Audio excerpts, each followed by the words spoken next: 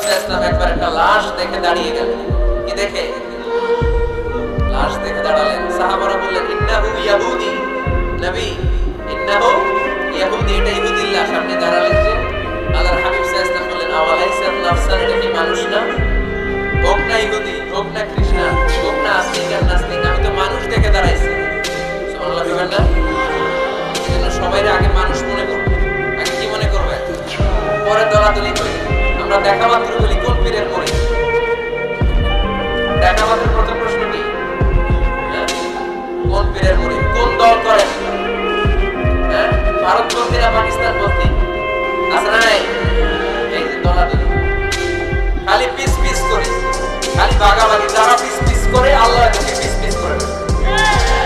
একেরা বিষ্ণু এসেছেন মিলানোর জন্য, মিলিয়ে দেওয়ার জন্য বিষ্ণু ইসলামের আগমন ঘটেছে। আর আমরা খালি পিস পিস। আমরা আহলে হাদিস মসজিদ বানাই এক জায়গায়, এক এলাকায় আহলে হাদিস মসজিদ, আরেক এলাকায় হারা বানাইছে হানাফি মসজিদ। আছে না নাই? আহলে হাদিস মসজিদে হানাফি মুসল্লি ঢুকতে পারবে, হানাফি মসজিদে আবার আহলে হাদিসরা ঢুকতে পারবে। কোথায় চলে গেলাম আমরা? আমরা মানুষকে মানুষ হিসেবে কনসিডার করি না। সে মুসলমান, এটা তার বড় পরিচয়, এটা আমরা সামনে আনতে চাই। আগে নিয়ে আসি হানাফি না আহলে হাদিস, আগে নিয়ে আসি বিএনপি না আওয়ামী লীগ। সে যে মানুষ, তার বড় পরিচয়। তারপর সে মুসলিম, সে আমার ভাই। এটা আমরা ভুলে গিয়েছি। আওয়াজ করে বলেন ঠিক কি না?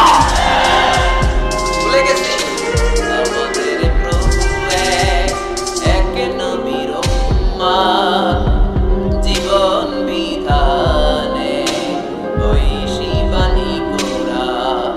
আমাদের প্রভু এক নবীর উম্মত, জীবন বিধানে ওই শিবানী কোরা। তবে কেন কেন হে মুসলমান, একে হও করিয়া হবা। বাইতুল্লাহে মদিনা শরীফে উহুদ পাহাড়ে বদরের মাঠে। ঠিক না? বাইতুল্লাহে মদিনা শরীফে উহুদ পাহাড়ে বদরের মাঠে। একটা তো জীবন আর মরণ তো একটাই, একে সাথে মিলে মিশে একটাই প্রাণ। তবে কেন হে মুসলমান, একে হও করিয়া হবা। আমাদের প্রভু এক নবীর উম্মত, জীবন বিধানে ওই শিবানী কোরা। তবে কেন হে মুসলমান, একে হও করিয়া হবা। ঠিক কি না? বাইতুল্লাহ, মদিনা শরীফে, বদরের মাঠে, উহুদের প্রান্তরে, কোরআনে, নবী আল্লাহ। কিন্তু আমরা কিলাকিলি, দেখি না? এই কিলাকিলি আমরা করতে চাই, দলাদলি আমরা করতে চাই, আমরা ঐক্য চাই। আমরা কি চাই? এমন ঐক্যের সিন্ডিকেট আমাদের করতে হবে যাতে কোনো অপশক্তি এই সিন্ডিকেটকে ভাঙতে না পারে। চিল্লায় আমরা ঠিক না?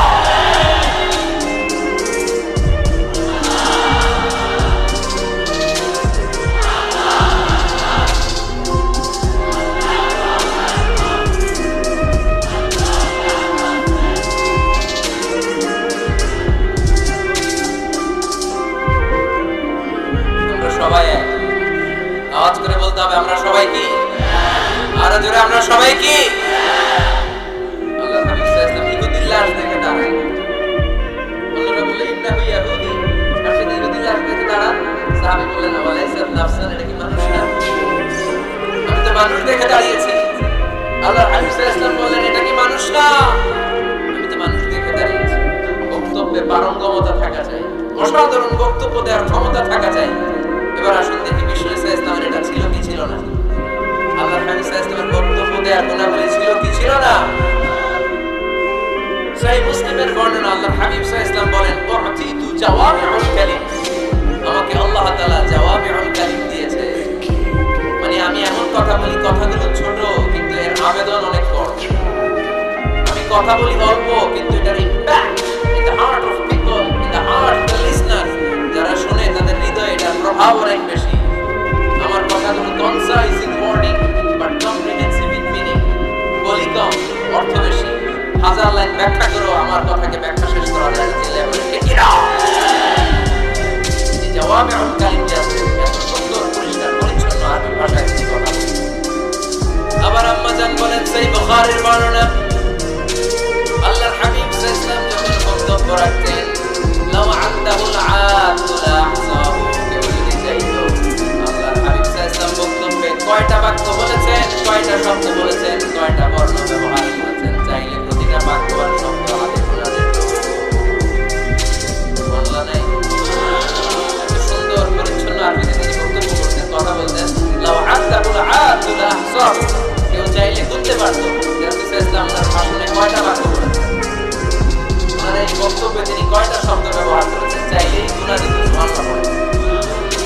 আল্লাহর হাবিব সাল্লাল্লাহু আলাইহি ওয়াসাল্লাম যখন বর্ণনা করতেন, বুখারীর বর্ণনা, আ'আদাহা সালাসান, গুরুত্বপূর্ণ কোনো কথা বললে এটা তিনবার রিপিট করতেন, হাত্তা তুফহামা আনহু, যাতে এটা সহজে বোঝা যায়। গুরুত্বপূর্ণ কথা বলার সময় কয়বার বলতেন? আল্লাহর হাবিব সাল্লাল্লাহু আলাইহি ওয়াসাল্লাম তাকওয়ার ওয়াজ করছিলেন আর বলছিলেন, আত-তাকওয়া হাহুনা, আত-তাকওয়া হাহুনা, আত-তাকওয়া হাহুনা, ওয়া ইউশিরু ইলা সাদরিহি সালাস মাররাত, তাকওয়া এখানে, তাকওয়া এখানে, তাকওয়া এখানে বলে তিনি অন্তরের দিকে তিনবার ইঙ্গিত করেছেন। সুবহানাল্লাহ। তাকওয়া থাকে কোন জায়গায়? কোথায়? নাকি আল্লাহর হাবিব বলছেন, আত-তাকওয়া হাহুনা, আত-তাকওয়া হাহুনা, আত-তাকওয়া হাহুনা, কি বলছেন? আত-তাকওয়া হাহুনা, তাকওয়া থাকে হৃদয়ে। কারণ এই গুরুত্বপূর্ণ কথা বলার সময় আল্লাহর হাবিব সাল্লাল্লাহু আলাইহি ওয়াসাল্লাম তিনবার রিপিট করতেন। সুবহানাল্লাহ। এরপর আম্মা জান আয়েশা রাদিয়াল্লাহু তাআলা আনহা বর্ণনা করেন, বুখারীর বর্ণনা, ইয়াতাকাল্লামু বিকালামিন বাইয়িন ফাসলিন, আল্লাহর হাবিব যখন কথা বলতেন, ইয়াতাকাল্লামু বিকালামিন বাইয়িন, সুস্পষ্টভাবে কথা বলতেন, ফাসলিন, থেমে থেমে কথা বলতেন, ইয়াতাহাফফাযু মান জালাসা ইলাইহি, তার আশেপাশে যারা বসে থাকতো চাইলে সবগুলো কথা সহজে মুখস্থ করে ফেলতে পারত। ইয়াতাকাল্লামু বিকালামিন বাইয়িন, সুস্পষ্ট কথা বলতেন, অস্পষ্ট কোনো কথা আল্লাহর হাবিব সাল্লাল্লাহু আলাইহি ওয়াসাল্লাম বলেন নাই। ফাসলিন, থেমে থেমে, এক বাক্য শেষ আরেক বাক্য, এক কথা শেষ আরেক কথা। ইয়াতাহাফফাযুহু মান জালাসা ইলাইহি, এত সুন্দর করে বলতেন, তার আশেপাশে যারা বসা চাইলেই তিনি মুখস্থ রাখতে পারতেন। আওয়াজ করে পড়তে হবে, আল্লাহু আকবার। আবার আল্লাহর নবী মাঝে মাঝে আবেগঘন বক্তব্য দিতেন। সাহাবারা বলেন, বিশ্বনবী মাঝে মাঝে এমন বক্তব্য রাখতেন, ওয়াজিলাত মিনহাল কুলুব ওয়া যারাফাত মিনহাল আয়ুন, বিশ্বনবীর বক্তব্য শুনে আমাদের হৃদয় বিগলিত হয়ে যেত। বিশ্বনবীর আলোচনা শুনে আমাদের চোখ দিয়ে ধার ধার করে পানি ঝরত, ধার ধার করে চোখ দিয়ে পানি ঝরত, হৃদয় বিগলিত হয়ে যেত। তার মানে আবেগঘন বক্তব্য দিতে যান।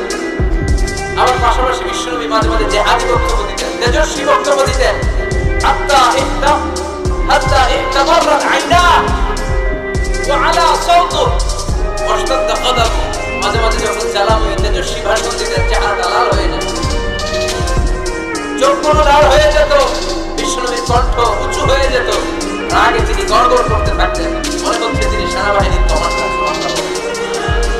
এই বর্ণনাগুলো থেকে বোঝা যায় একজন বক্তার বক্তব্য দেওয়ার যত কোয়ালিটি থাকতে পারে, যত চমৎকার বক্তব্যের পারঙ্গমতা থাকতে পারে, তার সবগুলো আমার নবীর মধ্যে ছিল কি ছিল না? আওয়াজ করে বলেন, ছিল কি ছিল না? তার মানে নেতৃত্বের যে গুণাবলী, তার 3 নাম্বার গুণাবলী হচ্ছে বাকমিতা, এলোকুয়েন্স, নেতার কথা বলতে জানতে হবে।